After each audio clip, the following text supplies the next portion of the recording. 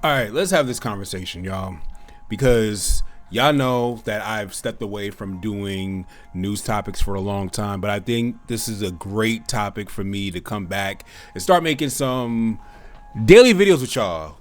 And this is gonna be my long form. I'm gonna be doing more short form videos. We're getting back to doing more music, but I couldn't ignore this because this is something that we as a community, as music producers, need to have a conversation about. Dr. Dre went on the record to say, if AI scares you, maybe you have trouble creating. And his exact quote is this: I think the only people that see it as a threat are the people who have trouble creating. This is what Dr. Dre has said when it came to AI. Now, he has on record said some other things about Napster in the past that may seem to contradict his statement here. And here's the thing. I want to say I am not 150%, all anti-AI, because I do believe it has its uses, especially generative AI. But I'm going to get to that towards the end of the video, so stay here for that, because you may be surprised on some of the things that you can do that will actually be more beneficial and more of assistance to a music producer in their craft than somebody who is just say, hey, make me a song that sounds like this and blah, blah, blah. That's not what we're for here. So I'm going to break this down in a few parts of my video. I had to take down some of my notes because there's a lot that I want to cover. I want to make sure I cover everything. And before I get further into what I have to say, I saw this on Twitter and I need y'all to hear this before we fully get into this. Y'all need to hear this, what Lauryn Hill said here on Twitter.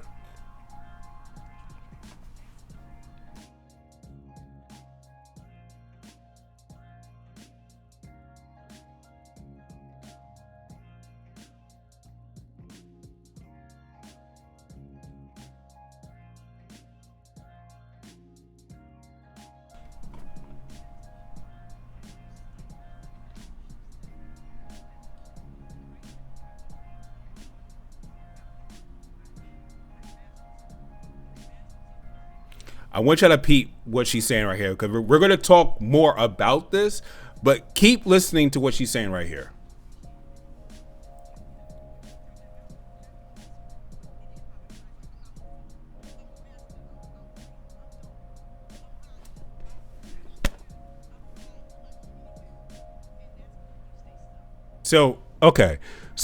And shout out to the homie GK. He was the one who posted this video.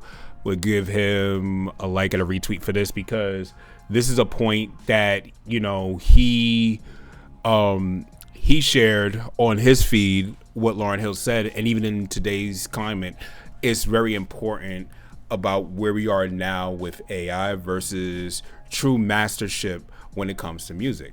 So this is the filter that I want to have this conversation in, because it's one thing to say all AI bad. It's another to say, are you becoming more of a master of your craft, or are you using AI to get to a place where you don't necessarily master the level that you're at, but you're using something to get the result as if you're a master ahead of where you really are. So the first thing that I want to do is come into agreement with people who have issues with AI and the most valid arguments against generative AI. And the whole idea is these AI models can train on your music. Yes, I'm talking to you. For those of you who don't know, I am talking to you. They can train on your music without your permission. That is my biggest gripe with Suno, Udio, and all these. They can take your music and train their models without your permission. Now, to someone, they may say, well, they're not just training on yours, they're training on everybody's. Here's the thing. If I spent 20 years developing a sound and I've recorded 100 of songs. I hired musicians, I hired engineers, I hired vocalists, I hired other producers and songwriters, and somebody just takes a commercial machine and they are partly ingesting those recordings without my permission or compensation. Yes, I have a problem with that. I don't care if you only took 20% of my song. You still deserve compensation, at least permission of my consent to use it to the way that I have put it out. Because if you are taking something that I have created and you are saying that I want to use this in the way that I think this needs to be recorded, then yes, I have a problem with that. I will always have a problem with that. So I am not for this idea of, well, it's just, them taking millions of different. No, if I created something, then you need my permission to use it. Point blank. Excuse the loading. I'm using my gaming setup right now, so I didn't have a chance to set up a new OBS. So if the transitions get on y'all, my bad. But that was one of my biggest concerns. Another concern that I have with generative AI coming in, and this is one that I don't think a lot of people are thinking about, is that when you have these AI companies, it can remove the livelihoods of the people who do sync licensing. When I mean sync licensing, I'm talking about the people who put down for background music, who put down for commercial scores, who put down being like a session guitarist someplace, who put down to being a vocalist someplace else, who put down they have a library of sounds they lease to a company for, like, let's just say $1,000 and some royalties on top of that, and they no longer have that access anymore because of generative AI. And now they say, well, I can just get it for a cheaper route. That's just not harmful to the music production community. That's harmful to the music community in general, because now you have people who are spending years of their life dedicating it to a craft where they may not have that opportunity anymore. Now, another side of this, which I really got to touch on this because some people don't want to talk about this when it comes to Udio and Suno, is that identity appropriation is different from inspiration. It is completely fine if you use Suno or Udio to say, give me a soulful female vocal, right? That's completely fine. It's another thing to say, make this singer sound exactly like SZA. Make this singer sound exactly like Beyonce. Make this rapper sound exactly like Kendrick Lamar. That is totally different, where the person has someone's likeness and cadence to a song, and now you have a new song based off that. That is a problem in itself, and I don't think that should be allowed, because there are some people who have signatures in the way they sound and the way they move in their music that should be retained as them. That is their fingerprint and how they do music, and that should be retained. Now, we got to talk about this other thing with generative AI. That reason why I'm really against this is this actually is going to make a lot of music producers worse. The people who have the friction of not knowing how to create harmony, not knowing how to create rhythm, not knowing how to have a good sound selection, not knowing how to create synthesis, not knowing proper arrangement, not knowing counterpoint, not knowing how to proper record or dynamics when mixing or orchestration in general. The people who don't know this and say, hey, can you just make this better, or can you make this sound better in this regard, and don't take the time to actually learn this, is going to make a lot of producers worse off, because they are going to rely on something else to actually make this process that actually makes them a stronger producer well off. And that's like one of the biggest things I am against with AI. It's, we have the friction that actually promotes growth.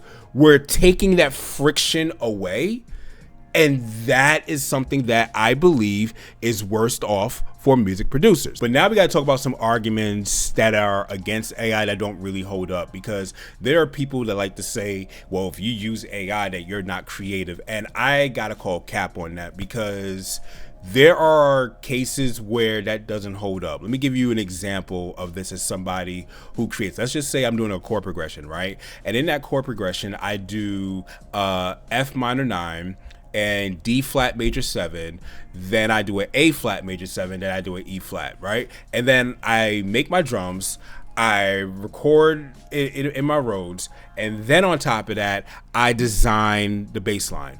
And then I tell the AI, I want you to make 6 percussion variations that fit this groove. And then I choose 1 out of those 5.